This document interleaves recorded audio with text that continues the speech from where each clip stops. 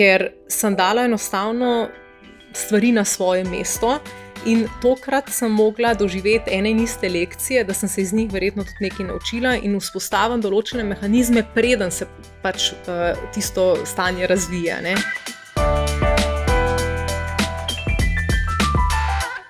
Danes je z mano Saša Zor, strokovnjakinja na področju hotelirstva, ki je pred kratkim pustila službo direktorice marketinga v hotelu Intercontinental in se podala pogumno na svojo samostojno podjetniško pot. Na Instagramu jo poznamo pod vzdevkom Saša Fodiva, kjer poleg ostalih vsebin objavlja tudi recepte, ki jih z ljubeznijo pripravlja za svojo družinico. Je namreč mamica 2 otrok in se mi zdi, res dobro usklajuje to poslovno in zasebno življenje in tudi o tem bomo danes govorile in meni osebno prava inspiracija. Saša, dobrodošla. Wow, hvala Nastja za tak lep uvod. Pa te bom kar vprašala začetek, kako se je začel tvoj današnji dan? Moj današnji dan se je začel v bistvu precej lepo, tako skušam iz lepe perspektive obrniti situacijo, da se naš Tamal zbuja ob 5 zjutraj. Tako da sta bila že zelo zgodaj z bratcem v vrtcu in sem imela nekaj časa pred prvim sestankom, da grem na en sprehod, da v miru spijem kavo, tako da to je tista miren del dneva, tako da potem sem se priklopila na računalnik, opravila en sestanek in 1, 2, 3 sem že tukaj s tabo, evo, na mači. Na mači. Kaj pa tista pijača oziroma kaj si ponavadi naročiš, ko greš na sestanke, na klepet s prijateljicami, kaj je tista klasika ponavadi? Večinoma res kar kavo. S kakšnim rastlinskim mlekom še najrajši, tako da to je kar en tak moj obredni napitek. Moram priznati pa, da vedno večkrat tudi mačo, tako da pazim, da ne presežem tiste svoje kofeinske doze, do katere v bistvu se še nekako dobro počutim, tako da imam tudi zelo rada vaš mača miks. No, super, to je lepo slišati. Pa če se lotimo malo bolj pogovora, za katerega smo danes tukaj, pa me zanima, kaj je bil tisti prvi korak, ki te je popeljal v hotelirstvo, v turizem, odkdaj ta ideja, strast, da se je začelo vse skupaj razvijati? Bi želela, da bi ti na to bolj romantično odgovorila, pa da bi bil kakšen tak prelomen moment, ampak v resnici sama sem kot študentka ekonomije zaznala v bistvu to možnost teh razpršenih znanj, ki mi jih pač fakulteta omogoča, in po drugi strani priložnosti, kjer nisem še v zgodnjih 20-ih nekako videla svojega idealnega delovnega mesta. Zato sem se preizkusila v raznih pač študentskih delih, od financ, računovodstva, zunanje trgovine, marketinga, prodaje in tako po nekem spletu pač pristala tudi v hotelirstvu, ki pa me je, bom rekla, kot industrija pritegnilo do mere, da mislim, da se DNK te panoge zelo lepo sklada z mojim osebnim, pač imam ta oko za estetiko, sem po naravi prijazna, ustrežljiva, rada pomagam, sem fokusirana na detajle. To so vse ene take stvari, ki so za enega hotelirja, bom rekla, ena velika prednost, poleg znanj, ki jih seveda lahko osvojiš. Tako da ostajam po več kot 15 letih še vedno pač povezana s to industrijo in je nekako postala tudi del življenjskega sloga mojega oziroma našega tudi kot družina. Ja. Torej si v bistvu, ko si odkrila to nekako strast, veselje, si potem do danes oziroma še zdaj nadaljuješ to? Nisi imela vmes kakih drugih? Ne, nikoli nisem imela v resnici apetitov po čem drugem, ker je toliko raznolika ta panoga in toliko sem videla v bistvu enih priložnosti, da so leta minevala in res niti za trenutek nisem pomislila, da bi menjala, bom rekla, ta svoj fokus. Obenem pa sem rasla po neki hierarhični lestvici in sem vedno stremela k še več, k še višjemu in pač po tej svoji uhojeni poti hodila. No. Je pa res, da sem po tej poti, ker je panoga še vseeno, ne gre za neko recimo visoko intelektualno panogo, kjer bi se zahtevale te veščine, ampak so predvsem te socialne, komunikacijske, te mehke veščine potrebne. Sem se na njih tudi pač pilila in so mi v bistvu širile ta moj, bom rekla, to moje obzorje znanj. Tako da sem se povezovala seveda tudi z drugimi industrijami, naročniki, ki so recimo v hotelih organizirali razne dogodke, prespali, bodisi poslovneži, diplomati in tako. Zdaj, za tabo, mislim, pred tabo in za tabo je uspešna kariera, zgledala si neko uspešno kariero, pa je bila to želja že odskozi, ali se to pač nekako zgodilo s tem, ko si bila toliko časa v tem poslu, ali je bila ta želja, da boš uspešna, da si bila karieristka že od, ne vem, od študentskih let? Veš kako, jaz v bistvu sem svoja starša, svojo primarno družino videla kot uspešna. Se pravi, jaz sem videla iskrico v njunih očeh, ko je bilo govora o službi, o projektih, o službenih poteh.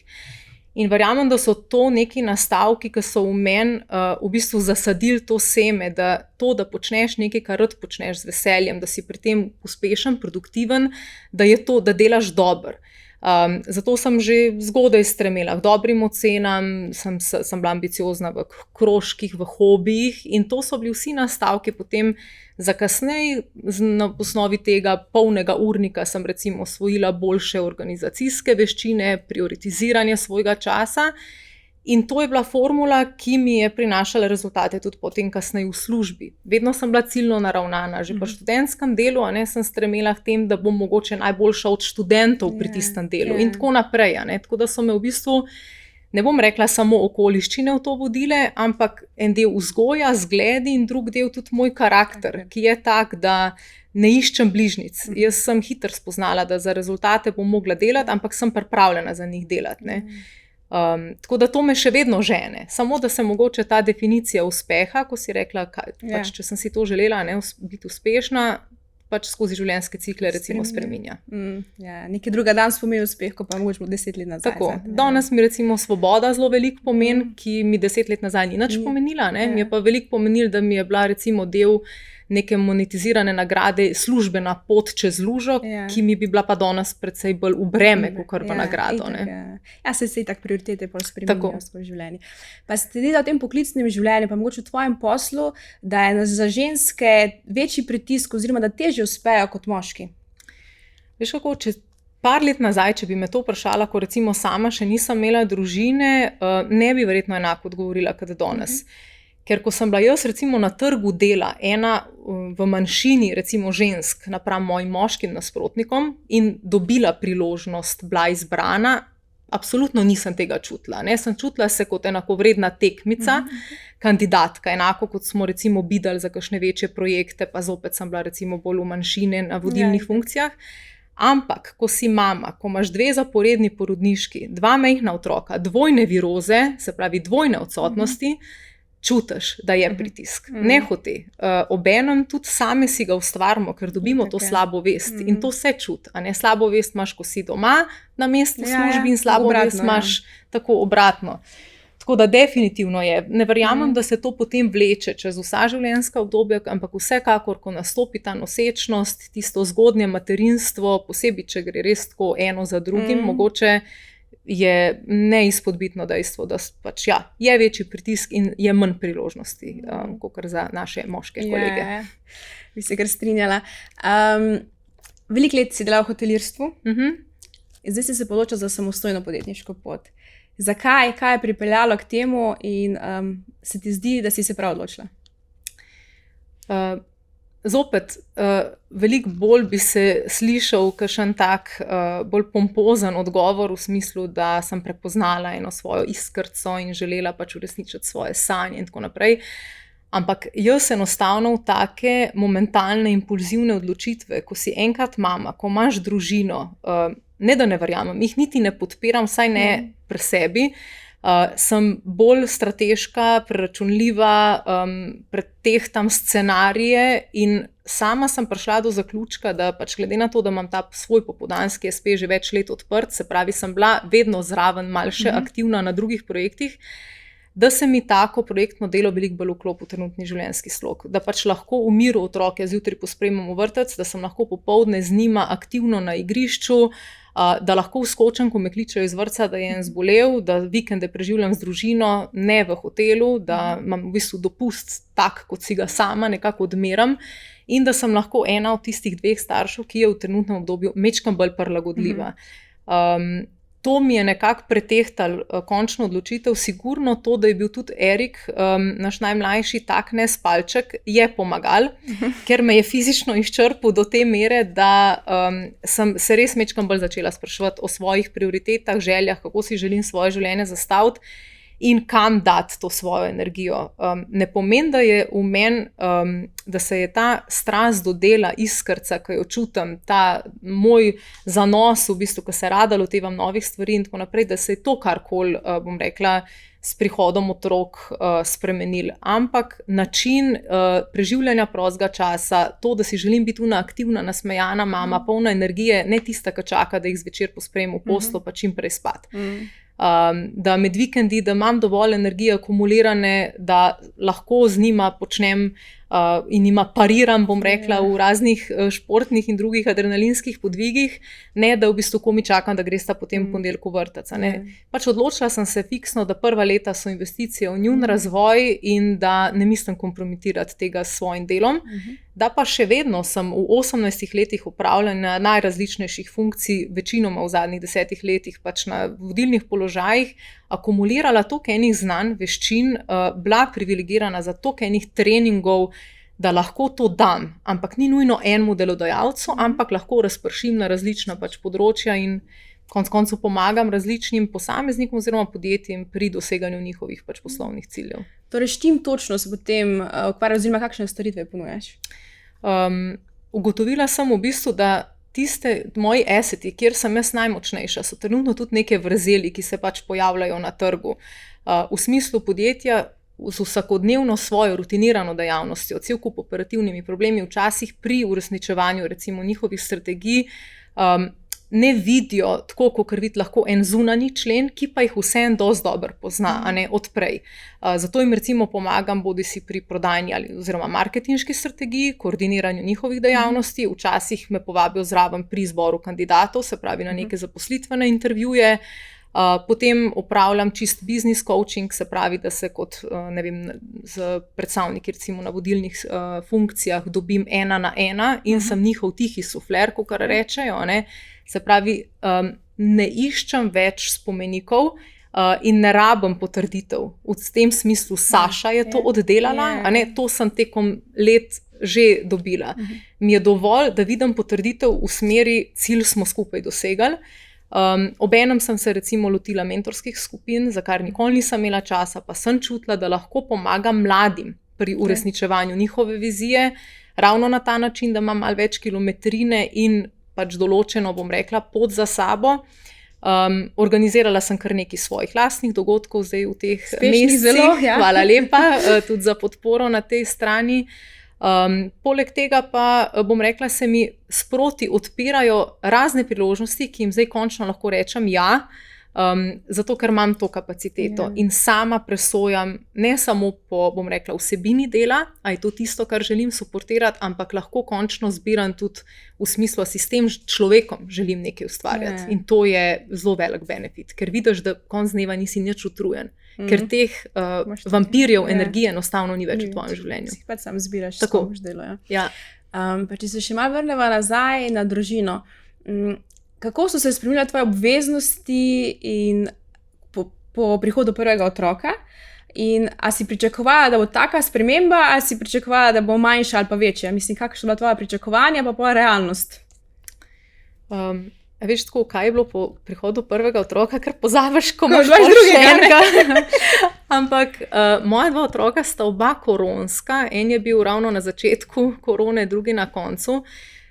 Zakaj to omenjam? Zato, ker je ta konotacija blazno vplivala v resnici na celotno situacijo. Jaz sem se recimo po prvi porodniški vrnila v zaprt hotel. Se pravi, takrat itak ni bilo ne službenih poti, ne dogodkov v hotelu, ne dežurstev in tako naprej, ker je vse skupaj bilo na enem takem na pauzi. Zame je bilo takrat to po eni strani malo olajševalna okoliščina, ker se nisem vrnila v tisti poln val obveznosti, po drugi strani pa popolna neznanka, že to je dovolj velik korak, da se vrneš, kaj pa šele, da se vrneš v čisto druge razmere. Tako da sigurno takrat vem, da sem čutila to po eni strani frustracijo, strah pred neznanim, kaj bo z industrijo, kako. In tudi ta pritisk časa, ker naenkrat nisem si več jemala časa za kakšna dolga poslovna kosila, zvečer, za kakšne večerje in tako naprej, ampak sem začela odmerjati, gledati na uro, česar nisem bila pač prej v službi navajena. Pol sem pa kar hitro, se mi zdi, preklopila v ta način, da sem lahko tako še bolj organizirana, da sem omejena s časom, to pomeni, da moram v tistem času dati maksimum od sebe. in čutila ta pritisk, ki si ga prej omenila, oziroma sva se o njem že malo pogovarjali, v smislu, ta pritisk sem si sama ustvarila. Ne? Se pravi, zdaj sem tukaj, lahko manj časa, kot kolegica, ki recimo nima družine, toliko hitrejš moram teči, da lovim ta isti standard. Potem seveda z drugim otrokom se je pa to zopet vse na novo redefiniralo, vsi odnosi se potem na novo vzpostavijo, nimaš več edinčka doma, vse je treba začeti kar naenkrat deliti. In tudi ti kot starš, ne, ko sta dva starša na enega otroka, so vedno ene roke proste, ne, tako pa kar naenkrat morata oba poprijeti, če je majhna razlika, pa še toliko bolj. Ampak tako, kot smo se prej off the record pogovarjali, postaja vedno lažje. No, starejši, ko so lažje. Ja, sigurno. Verjetno bodo drugi izzivi, ampak tako fizično pa vsekakor lažje. Glede na to, da te marsikdo dojema kot super žensko, saj, mislim, jaz te vidim tako na Instagramu, ki nekako zna pohendla vse stvari, bi zase rekla, da sodiš med mame, ki ne komplicirajo preveč, ali pa mora biti res vedno vsetek? Tipi-topi, ali si neka srednja varianta, ali si se mogla tukaj mogoče spremeniti z otroci na tem področju? Zdaj, ko rečeš tako, pa super ženska, pa tipi-topi, pa ta perfekcionizem, to je tako, to se recimo zelo lepo sliši, ampak jaz se toliko zdravim teh pojmov, da ne bi rada, da se me v bistvu tako dojema, oziroma mi včasih hudo, ko mi kakšne sledilke pišejo ravno s takim načinom, ne, da a tebi sploh kaj spodleti, a tebe sploh daj tako. Jaz nočem dajati tega občutka, ne da bi se sramovala svojega perfekcionizma, ker me je zelo daleč pripeljal in to so lastnosti, ki te v resnici v sistemu, recimo delovnem, šolskem, obetajo, ne, prenašajo rezultate. Si pripravljen garati za to, da imaš potem na koncu tisti splen.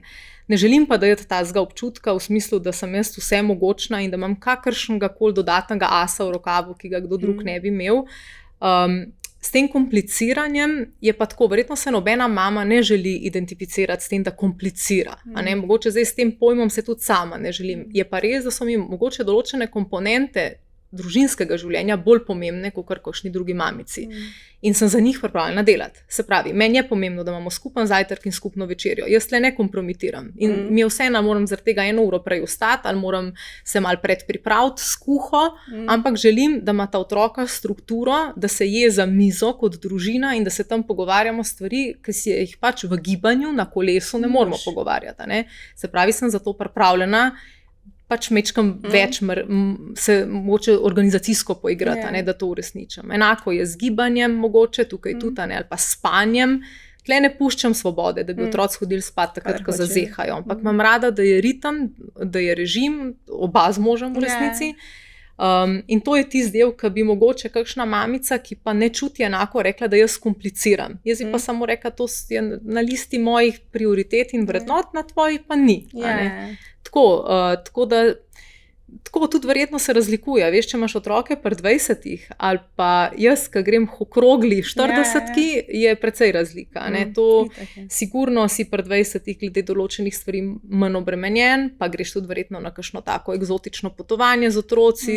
Tako, recimo, imam eno znanko, pa je šla v Vietnam z majhnim dojenčkom, pa v nosilki, pa tako naprej. Meni to recimo na kraj pamet ne bi padalo. Ampak sem jaz te destinacije že v dvoje veliko obiskala in nimam tega apetita, teh potreb in vem, da bo svet počakal. Zdaj sem pa rajš mogoče bolj na komfortno, tam, da imam tudi jaz kaj dopusta. Tako da tukaj bi rekla, predvsem je povezan s temi prioritetami in načinom. No, tako da. Se mi zdi, da imaš pa, zakaj mogoče te vidimo na tak način, zato ker sem malo spila. Ker imaš pač te stvari, res tako si rekla, pač ne odstopaš od njih, imaš vse stvari, ki so te prioritetne, pomembne, na tak način urejene in po to zgleda, kot da vse zelo gladko in vse štima. In hkrati imaš pač tudi ta osebna rast in o tem, kaj govoriš in koliko imaš poštimano glavo, bi s tem rekla. Pač to pol daje nekomu, ko gleda, tako je skočil mi zato, ko vidim, ima poštimano glavo, ima poštimane te stvari in to in potem iz tega potem nek ta izrasta. Ja, te zgledi na Instagramu recimo, do ene mere se mi zdi, da je vedno dober, da si najdeš ljudi, ki so ti vzorniki, ne kot celota, ampak določeni aspekti njihovega življenja, ki te pritegnejo. A veš, recimo jaz tudi tebe in tvojo družino in tvoje uspešno podjetje spremljam z tega vidika kot vzor, kaj se da, enako urmava na razpolago, enake možnosti, a ne, ti si šla v to zgodbo kot verjetno študentka, zelo mlada si se v to podala, ne, pa kaj si zdaj ustvarila, ne. Jaz po drugi strani sem šla po eni drugi začrtani poti, kaj mi je to prineslo. Tako fajn si je zbirati ene take zdrave zglede, ne pa ultimativno in ne brez predpostavke, da je ta oseba garala za to in da je šla čez vse točke na krivulji, od tiste rasti do padca, do frustracij, do tega, da je žela uspehe in praznovala. V glavnem, ni jih razgledal brez tega, da greš po eni strmi ovinkasti poti pač navzgor. Ja, se to mi tudi pri tebi všeč, ko pač poveš, da tudi včasih izgleda, da objavljaš tiste trenutke, ko so ponavadi lepši, pa ko imaš čas, pa ko gre na tiste, ko pač si v nekmu... Ja, jaz večkrat povem, da enostavno se ne počutam tako odprto, da bi v trenutku, ko se jaz čutim ranljivo, komunicirala z ekranom, ker ne vidim na drugi strani človeka. Drugo je, če se jaz s komarkoli, tudi neznancem, dobim nekje osebno, mu lahko marsikaj razkrijem. Ampak do te mere pa ne, plus vedno se vprašam, kaj na drugi strani od te moje objave lahko konzumer uporabi. Kaj mu to lahko da? Jaz ne kažem, po mojem mnenju, nekih toliko nedosegljivih idealov, da ne bi z delom oziroma z neko vloženo energijo mogel do njih tudi nekdo drug. Ne kažem nekih znamk, nepremičnin, nekih takih stvari, ki bi bile, bom rekla, ki niso odvisne od enega premika. Ampak če pokažem, kako vržeš brokoli v vodo in iz tega nastane juha, mislim, da tok pa lahko vsi. Tako da to bi mi bil en tak cilj, bom rekla, oziroma se čutim, da je to tudi nek del poslanstva, da Instagram ni samo zabavna platforma, ampak da je lahko tudi eno mesto za iskanje tazga zdravega navdiha, idej, enih nastavkov za življenje in tako. Ja, zdaj si moramo sam prave ljudi zbrati, da jim sledimo, ki nam bodo to dali. Točno to. Kako pa se sooča z stresom? Verjamem, da si tudi ti kdaj pod stresom, seveda, kot smo vsi. Imaš kakšne posebne tehnike? Recimo tega občutka, ki sem ga imela pred leti pogosto, da me je dobesedno v žlički tiščal, pa da nisem mogla spati, pa te adrenalinski napadi, ki sem šla ob 5 zjutraj trenirati, zato ker enostavno nisem mogla spati, res tega, to trkam, že dolgo nisem občutila. Verjetno tudi s prihodom otrok, ker sem dala enostavno stvari na svoje mesto. In tokrat sem mogla doživeti ene in iste lekcije, da sem se iz njih verjetno tudi nekaj naučila in vzpostavim določene mehanizme, preden se pač tisto stanje razvija. Ne. Tako da recimo meditiram absolutno vsak dan. Ne glede na to, da nisem v življenjskem obdobju, ko bi me ne vem kakšni roki tiščali in bi imela ne vem kaj, ne, ampak vseeno lahko bi prodala tudi svoj trenutni življenjski slog kot zelo stresen, če bi ga sama tako dojemala. Pa ga ne. Samo zato, ker se pravi, imam te svoje zanke zapete. To je vsakodnevna meditacija, to mi je absolutno enako pomembno, kot da si pač umijem zobe zvečer. To, da si ne delam iluzij, da bom šla danes na masažo, na enourno kosilo, na ne vem kakšno kavo, jaz nimam takih ritualov. Jaz si rečem, 3 minute imam za to kavo, ampak sem tukaj in zdaj in jo pijem in jo okušam, jo voham, jo čutim. Nekaj vrste meditacija. Tako, in dam v bistvu misli v to. Toliko sem se, zverzirala v svoji glavi, da sem se sposobna izklopiti in biti tukaj in zdaj. In na koncu tista 3-minutna kava se zvečer pojavi tudi v moji večerni meditaciji kot čas zame, samo zame. 3 minute v tišini in mi je dovolj. In potem, ko čez dan sestavim take male koščke, vidim, da mi v bistvu vse skupaj omogoča ta moj notranji balans. Da ne iščem balansa v življenju od odzunaj, da moram imeti ne vem kakšno službo, ne vem kakšno družino in otroke, zato da jaz to čutim, ampak da si sama za malimi koraki ustvarjam to ravnovesje, da nikoli ne grem v neke ekscese, da ne pretiravam, ne pri hrani, ne pri vadbi, ne pri, tako, da držim vse vajeti nekako kar toliko pod kontrolo, ni vedno tako, vse vedno so neke amplitude in tako, ampak tukaj pač sva z možem res celica, sva, bom rekla, en drugmu v tak support, se veliko pogovarjava tudi o tem in se mi zdi to, dostikrat pomislim res na mamice samohranilke, si mislim klobuk dol. Kako jaz ne bi pol toliko zmogla, če ne bi imela ob sebi enega tazga varnega pristana. No? In tudi te pogovori, ko si omenila osebnostno rast, recimo, so nekaj, kar definitivno jemljem kot, bom rekla, svojo formulo za osebnostno rast. Te najni pogovori, ko en drugega stimulirava. kako za naju, za našo družino in za naju kot posameznika ustvarjati čim lepšo prihodnost, kako se več spodbujava, ker konec koncev tudi odločitev, naprimer, o kateri sva govorili, da grem na svojo podjetniško pot, je najina odločitev. Ne more biti samo moja, če sem del družine. In to se mi zdi res en tak velik benefit, no, ki ga imam, da imam tazga sogovornika. Veliko v zadnjem času govoriš tudi na Instagramu o osebni rasti, pa me zanima, na kak način se na tem področju izobražuješ, kje dobiva znanja, kako sama sebe treniraš na tem področju, da nam kako skrivno zaupi. Ja, bi rada, večkrat, veš, me tudi tako pa po kakšnih rešitvah in tako sprašujejo, sledilke. Tak instant, ne? Instant, oziroma presenečena sem po eni strani, koliko lažje se je včasih odpreti eni neznanki, veš, pa je vprašati ali za nasvet ali komentar, kakor svojemu, recimo, nekemu socialnemu krogu. In to je recimo zopet ena prednost tega Instagrama, ki bi jo jaz z veseljem izkoristila 15 let nazaj, recimo, ne, imela ene take osebe pred sabo, ki bi jim lahko malo pisala, pa jih malo povprašala. Ampak zopet, recimo takrat sem jaz osebnostno rast dojemala res kot nekaj, kar se lahko iz knjig naučiš, iz seminarjev, iz konferenc, poslušaš podcaste, polniš, bom rekla, ta svoj vokabular s pojmi, kot so, ne vem, čuječnost, hvaležnost in tako. Zdaj pa jemljem to kot eno tak življenjski projekt, ki se zgodi na vsakem koraku. A veš, z vsakim tujcem, ki spregovoriš neko besedo, vsakič, ko narediš nekaj, kar ti ni najbolj intuitivno, pa to vse narediš. Ko, ne vem, nagovoriš neznanca, ko se pogovarjaš z eno starejšo osebo, ko greš malo izven svoje cone udobja, doživljaš korake v tvoji osebnostni rasti. Ko se zaveš, da recimo drviš po klancu, v mojem primeru, naprimer nekega perfekcionizma, da zopet stremim k nečemu, kar vem, da mi na koncu ne bo dal tistega zadovoljstva, da se znam na uni točki ustaviti.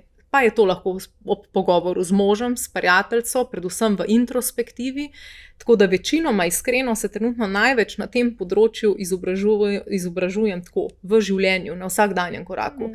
Pa sem dala marsikaj čez teoretičnega v preteklosti, recimo.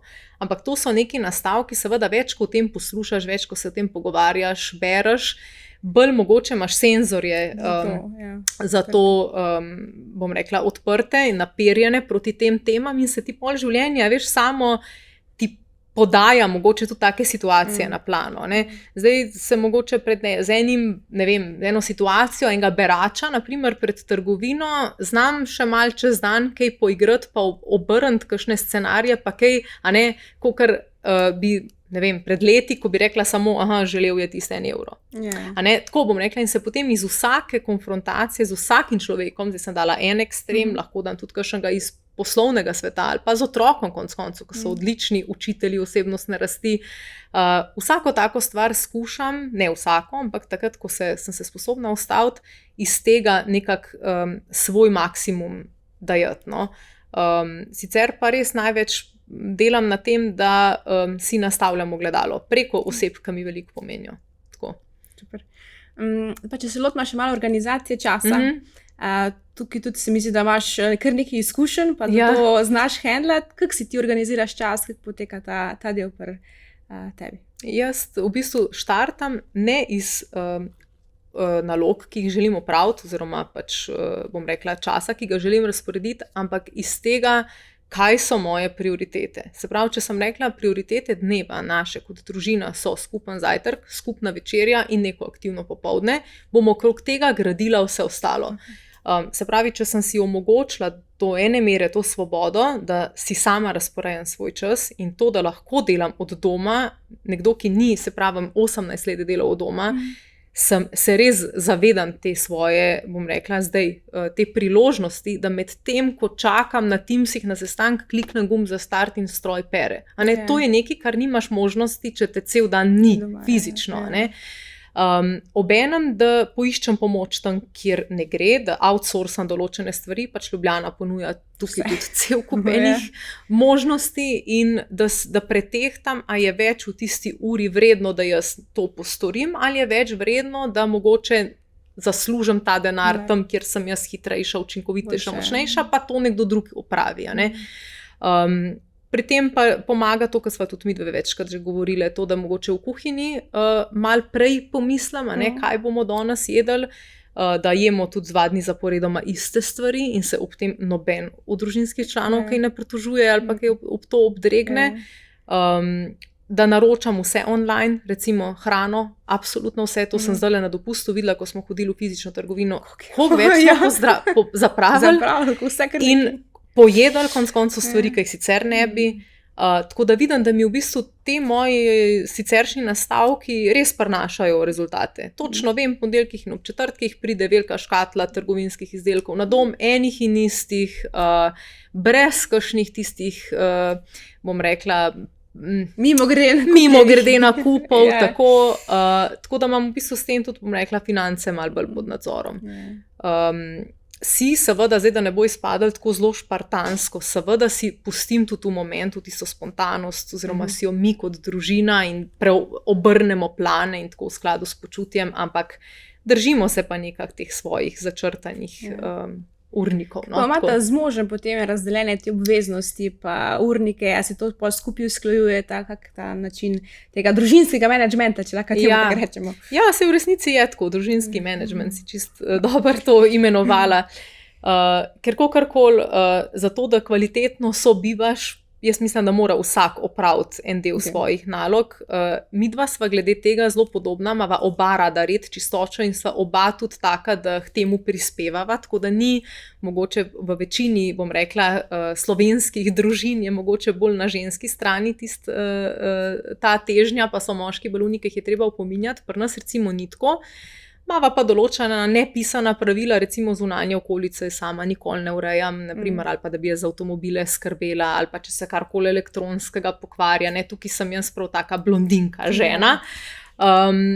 Kuhno imam recimo jaz čez, ampak tako mi je všeč, da se mož tudi, če ima dolg urnik, delovnik java, pa reče, da si ti vse skuhala, bom jaz pospravil, ti pa ta čas otroka priprav ali pa zamot ali pa kakorkoli. Tako da se v bistvu ves čas nekako en drugmu si pomagava, hkrati pa tudi ta male dva navajava, da v bistvu pospravljata za sabo oziroma da razumeta, da imajo stvari svoje mesto z namenom, da imamo lepo, da imamo čisto in da ima to neki pomen.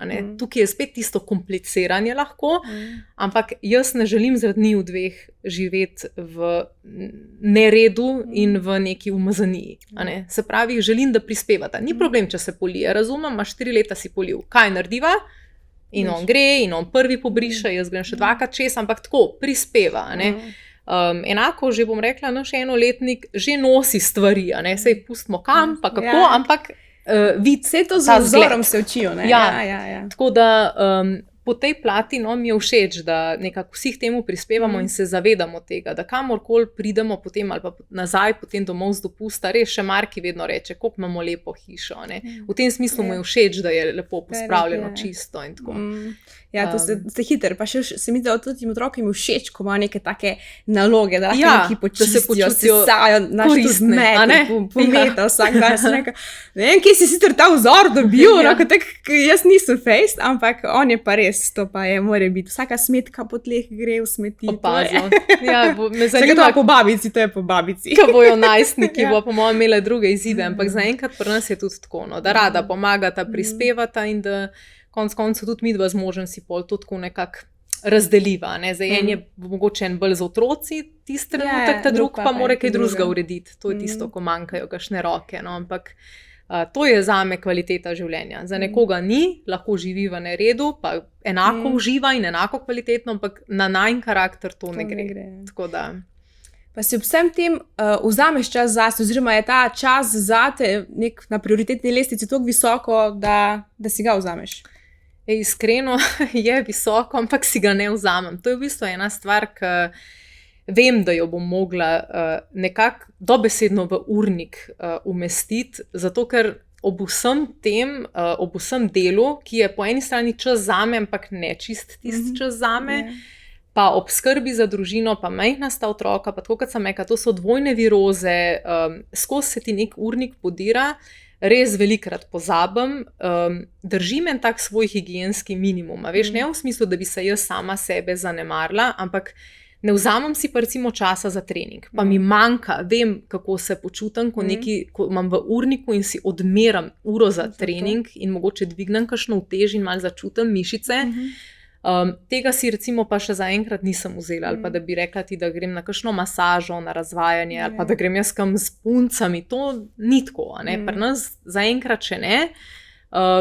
Nimam občutka, da kaj zamujam, ampak bolj v smislu, da ne želim ta stik s sabo izgubiti do mere, da vedno opravljam nekaj za skupno dobrobit ali pa za druge. Veš, bi rada v bistvu prišla do stopnje, da sem si sposobna tudi zase nekaj utrgati, pa ob tem se ne počutiti slabo, ampak dobro. Tako da prihajamo tudi tja. Počasi, ja. Počasi. Tako smo rekli, vedno lažje. Vedno lažje, ja. Pa so še recepti tisti, pa kuhanje, je to, kar te sprošča, v tem res uživaš? Ja, zelo. Še vedno je to tisto, ki se zatečem v kuhno, takrat, ko rabim malo svoje psihoterapije. Imam tudi dobre jedce, tako da imam stimulativno okolje za take stvari. Ampak ja, vsekakor, to je nekaj, kar mislim, da ne more ugasniti. Ker ne dojemam samo, da pripravim hrano za to, da bomo imeli nekaj za jesti in ne bomo več lačni, ampak res mi je to en tak obred, zdaj lahko končno vključim tudi recimo Markija zraven in vidim ta njegov ponos, ko on pomaga in tako. In se zelo vidi, kako se otroci potem tudi v teh igrah vlog igrajo to, kar večinoma doma gledajo, veš, kako pol to posnemajo. In pri nas večinoma se skozi igrajo neko kuhinjo, pa kakšno košnjo, pa tako, kako smo jim res en tak vzor in mi je všeč po tej plati, da bodo to moderni moški, ki bodo znali kuhati. Zdaj, veliko si govorila o tem, da se z možem zelo dopolnjujeta, da se veliko pogovarjata, da imata razdeljene stvari. Kako ohranjati iskrico? Vidi, da sta že veliko let skupaj. Ja, iskrico in partnerski odnos. To je tudi na unitemi verjetno bolj kot kako si vzeti čas zame. Nimava tega časa v resnici, tako da bi ti rekla zopet, da imava midva kakšne mesečne izhode, nimava, ker tudi take infrastrukture nimava, da bi si to na tak način lahko privoščila oziroma si je nisva vzela. Največkrat v resnici poskrbiva za to, da grejo otroci res zgodaj spat in imava potem midva vsem zvečer čas. Si vzameva ta čas za kakšen kvaliteten pogovor, nobene ekstravagance, mislim, v bistvu bolj midva kot nek kino rabva ta čas aktiven. Tako da si želim tudi recimo v neki bližnji prihodnosti, da bova prišla do točke, da bova lahko imela stalne, ene take zmenke, ampak zopet, mi smo imeli toliko, nam je ponagajalo, bom rekla, zdravje z ničimer resnim k sreči, ampak non-stop eni viroze in ti otroka, ki ima virozo, tako težko, ki je pustiš, veš. In potem, ko veš, da ima danes en virozo, veš, da jo bo čez 3 dni najkasneje imel še ta drug in tako se je potem nekako to podiralo, hkrati pa res imava dobre temelje v smislu veliko skupnega časa že za sabo, da sva se sposobna posinhronizirati v kratkem času in ob vedenju, da prihaja tudi ta cikel, ko si bova lažje lahko mogoče to vzela. Ampak zdaj recimo na dopustu nama je bilo super, da sta bila otroka ob 8, sta oba spala, midva sva imela do 11, 3 ure zunaj na terasi časa, veš, tako vidiš, da narediš to v bistvu ogromno lahko v takih 3 urah kvalitetnega pogovora. Televizije pa nimamo doma, tako da kakšnih mašil ni, v smislu, da bi, samo bila fizično midva skupaj, pa se nekaj odvijala, tako da glej, si želim, tudi to, pa da bi, ne vem, lahko kam šla, mogoče za en dan, ampak to je tudi pol težje, veš, ko imaš 2, da daš 2 nekomu. Enega še daš, ne? Enega še nekaka, ne, ampak jaz tako pravim, še prehiter bosta zrasla in bosta hotla imeti mir pred nama in takrat vem, da bova šla in se bova na koncu samo njima 2 pogovarjala, tako da zaenkrat nam trenutno največ pomeni, da smo 4 skupaj, tako. Zdaj bi te pa za konec še vprašala, kaj bi svetovala ženskam, ki so mamice, ki imajo otroke, ampak bi si želele stopiti na neko podjetniško pot. Kako zbrati pogum? Imaš kak nasvet? A veš, teh generičnih nasvetov se jaz pol malo bojim, zato ker so toliko različne okoliščine. Če ima ta ženska, recimo, nima varnostne mreže, nima poskrbljeno za eksistenco, nima mogoče varstva, kamor lahko te otroke da, se res temu posveti, absolutno skok na glavo ni nekaj, kar bi jaz pač priporočala. Ne govorim pa o tem, da je treba vztrajati v nečem, kar čutiš, da ni del tvojega poslanstva, kar v nedogled, pa zaradi spleta okoliščina. Ne delati male korake, ampak tako, premišljeno. Pogovoriti se, narediti plan. A veš, jaz sem imela recimo res to srečo, ali kakorkoli možno sem si vzela, da sem med porodniško delala, pripravljala teren in si ustvarjala rezervo, da bom lahko potem imela ta buffer in ne sprejemala projektov samo zato iz te potrebe po preživetju, ampak kritično sprejemala projekte. Da sem si pustila eno tako rezervo parih mesecev, da tudi če takrat samo opazujem, kaj se dogaja na trgu, samo testiram, da bom varna. Tako da v resnici bi jaz rekla, da mora za vsako tako odločitvijo, ko si enkrat starš, biti plan. In biti neka podpora, mogoče uplest neke družinske člane oziroma nek podporni sistem, in preigrati različne scenarije, ker pač nimamo vsi enake osnove in enakih dolžnosti konec koncev. Tako da, žal, mislim, kakšen generični nasvet bi tudi meni kdaj prav prišel, ampak... Se ta je zelo dober, pač podpora, to se mi zdi res ena glavnih stvari. Tako, in delati v tej smeri, mogoče z malimi koraki, pa ni nujno čez noč, ampak skozi brcati v to smer. In potem pogledaš čez 1 leto nazaj in vidiš, koliko si dosegel, lahko pa nič ne bi, tako. Super. Saša, hvala za pogovor, tole je šlo ekspresno hitro. Ja, ekspresno hitro, res. Tako da, hvala še enkrat in lepo bodi. Najlepša hvala za povabilo, Nastja.